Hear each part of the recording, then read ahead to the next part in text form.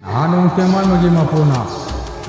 Malian tayong panjin siya mo haya kopiro kabata Legong daw mapana Malian masya siya Kari-kariwa ibagi haya na kita na tunggo na Dari ay aso na siya masyabo luwa ya heko lekon Sumpat wala ko na amat awat palay te haya na tunga kabata May kay una siya masyabo luwa yawa Legong daw mapan ni awawa si ubo da Lain mo na katari na tila na Legong daw mapan marung oy basindi awa na kung nabani haya na Asa-atang aray ba Mamnyadi haya na Ijaki adunong gibo Pwede mo kaya pa na nga siya babamay na wai tama khangna Saroi khangba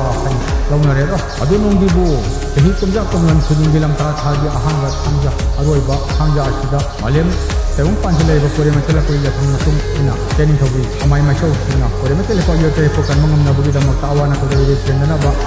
asi ana anong lemensan na bagida mo nakay nga pa hanggune magine wangbene pabrune pa sorare malem rin